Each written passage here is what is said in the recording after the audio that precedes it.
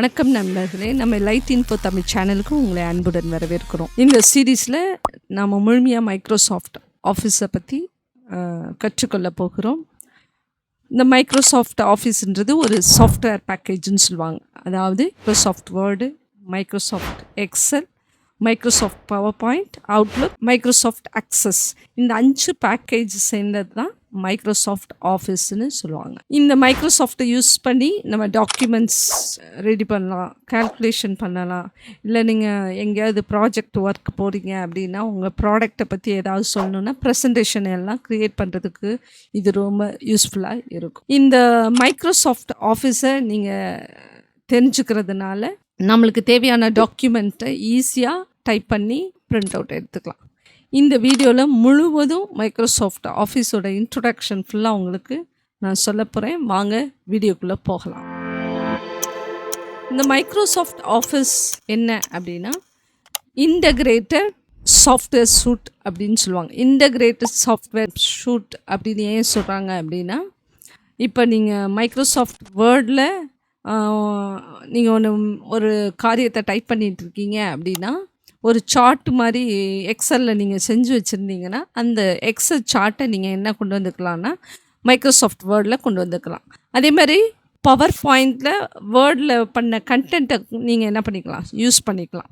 இந்த மாதிரி ஒரு சாஃப்ட்வேரில் இந்த கண்டென்ட்டை இன்னொரு சாஃப்ட்வேருக்கு நம்ம என்ன பண்ணிக்கலாம், எடுத்துக்கலாம். அதனால தான் இதுக்கு பேர் இன்டகிரேட்டட் சாஃப்ட்வேர் சூட் அப்படின்னு சொல்லுவாங்க. இந்த மைக்ரோசாஃப்ட் ஆஃபீஸில் முதல்ல 1989ஆம் ஆண்டு அறிமுகமாச்சு. அதில் வேர்டு, எக்ஸல், பவர் பாயிண்ட் மட்டும் தான் இருந்துச்சு. அதுக்கப்புறம் தான் அவுட்லுக், அக்சஸை என்ன பண்ணாங்க, சேர்த்தாங்க. இப்போ ரீசெண்டாக லேட்டஸ்ட்டாக யூஸ் பண்ணுறது என்ன அப்படின்னா மைக்ரோசாஃப்ட் 365 பேக்கேஜை யூஸ் பண்ணுறாங்க.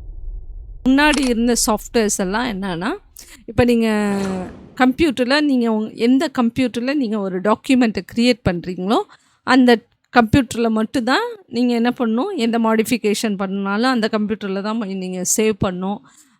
அதில் இருக்கிற மைக்ரோசாஃப்ட் வேர்டை யூஸ் பண்ணி தான் நீங்கள் எதையாவது செய்ய முடியும்.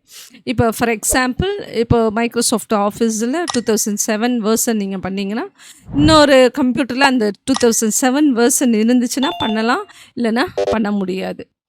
ஆனால் இந்த மைக்ரோசாஃப்ட் 365 அப்படின்ற சாஃப்ட்வேரில் லேட்டஸ்ட் டெக்னாலஜி என்னென்னா க்ளவுட் டெக்னாலஜி வந்திருக்கு. அதாவது இந்த டெக்னாலஜியில் என்ன யூஸ் ஆகும் அப்படின்னா, நீங்கள் எங்கே வேணாலும் வேர்டை யூஸ் பண்ணி இல்லை அந்த சாஃப்ட்வேரை யூஸ் பண்ணி ப்ரோக்ராம் செய்யலாம். எந்த கம்ப்யூட்டரில் வேணாலும் நீங்கள் எடுத்துக்கலாம்.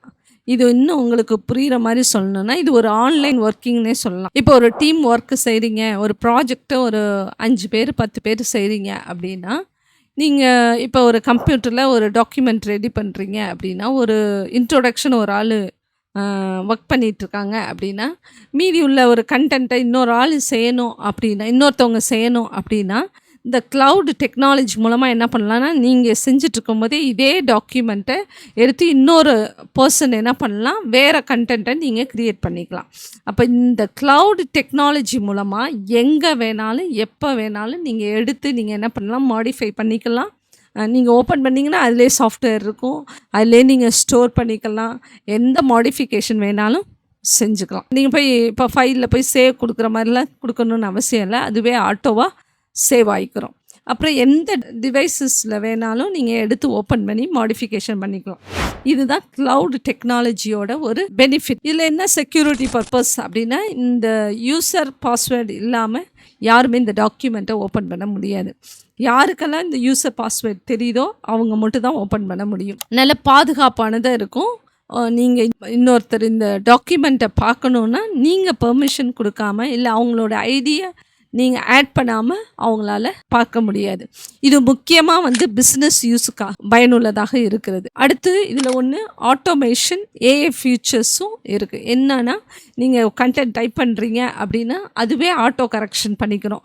இல்லை அப்புறம் வேறு ஏதாவது டிசைன்ஸ் ஐடியாஸ் வேணும்னாலும் இந்த பவர் பாயிண்டில் நீங்கள் ப்ரெசன்டேஷன் பண்ணுறீங்க, ஒரு ப்ராடக்டை பற்றி நீங்கள் சொல்ல போகிறீங்க அப்படின்னா அதுக்குரிய டிசைன் ஐடியாஸும் இந்த 365 கொடுக்கும். இது மூலமாக உங்களோட தேவையான ஒர்க்கை சீக்கிரமாக நம்ம செஞ்சுக்கலாம். இந்த மைக்ரோசாஃப்ட் வேர்டில் எதுக்காக பயன்படுது அப்படின்னா, முக்கியமா வந்து எஜுகேஷன் பர்ப்பஸ் தான். இந்த எஜுகேஷன் பர்ப்பஸில் உங்களுக்கு தேவையான இன்ஃபர்மேஷனை எடுத்து நீங்கள் ஸ்டோர் பண்ணி வச்சுக்கிறதுக்கு இது என்னது ஆன்லைன் நோட்ஸ் மாதிரி இது யூஸ் ஆகுது. இல்லை நீங்கள் ஒரு அசைன்மெண்ட் எடுக்கணும், அந்த அசைன்மெண்ட்டை எடுத்து சேவ் பண்ணி வச்சுக்கணும் அப்படின்னா, நீங்கள் இந்த ஆன்லைனில் நீங்கள் கூகுளில் எந்த ஒரு டாக்குமெண்ட்டை இல்லை எந்த ஒரு இன்ஃபர்மேஷனை எடுக்கிறீங்களோ அதை நீங்கள் வந்து இதில் சேவ் பண்ணி வச்சுக்கலாம். இல்லைன்னா ஸ்மார்ட் கிளாஸ் ரூம் நீங்கள் யூஸ் பண்ணிங்கன்னா இந்த டாக்குமெண்ட்டை ஓப்பன் பண்ணி காமிச்சு நீங்கள் கிளாஸ் எடுக்கிறதுக்கு ரொம்ப வசதியாக இருக்கும். இந்த மைக்ரோசாஃப்ட் வேர்டில் டாக்குமெண்ட்டை ஃபுல்லாக ப்ரிப்பேர் பண்ணிக்கலாம். டாக்குமெண்ட்டில் நீங்கள் என்ன ப்ரிப்பேர் பண்ணுறதுன்னா டைப் பண்ணிக்கலாம், ஏதாவது எடிட் பண்ணணுன்னா எடிட் பண்ணிக்கலாம். ஒரு ப்ராஜெக்ட் செய்ய போகிறீங்க அப்படின்னா இந்த ப்ராஜெக்ட்டுக்கு தேவையான கண்டென்ட்லாம் டைப் பண்ணி அழகாக பிரிண்ட் அவுட் எடுத்து நீங்கள் கொடுக்கலாம்.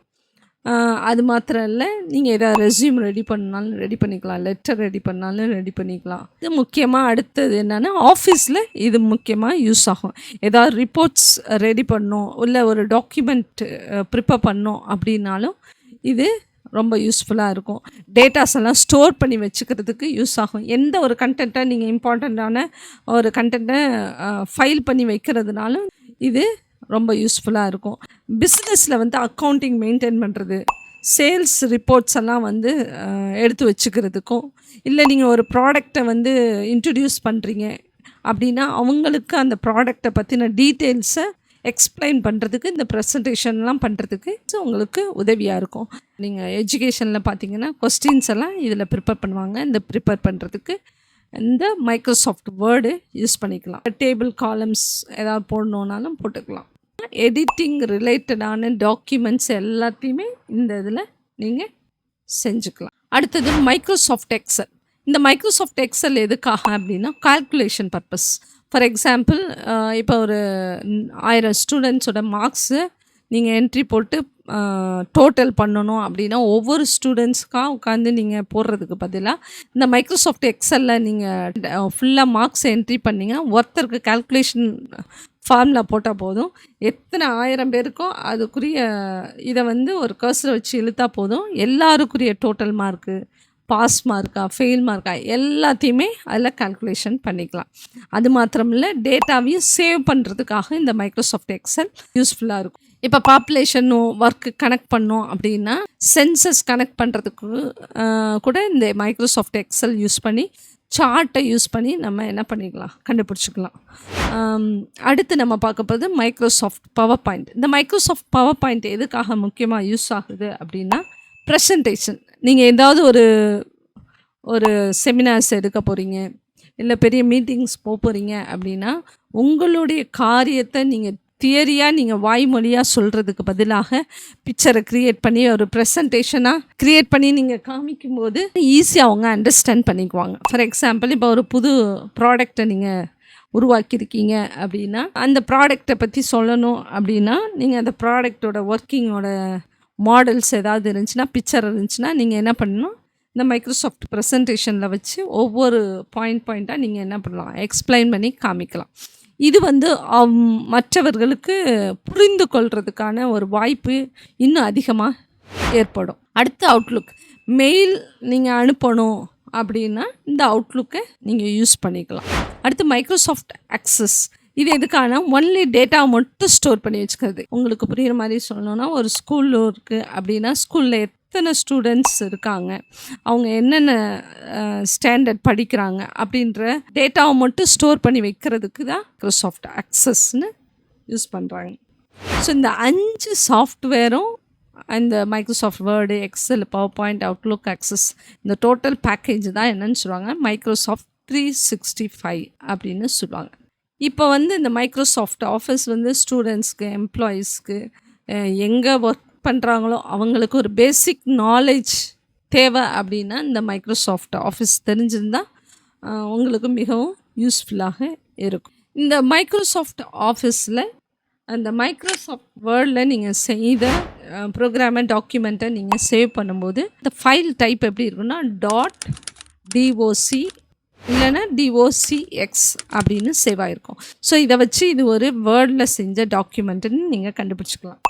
எக்ஸலுக்கு எப்படி சேவ் ஆகும், .xls இல்லைன்னா XL எஸ்எக்ஸ் அப்படின்னு சேவ் ஆகும்.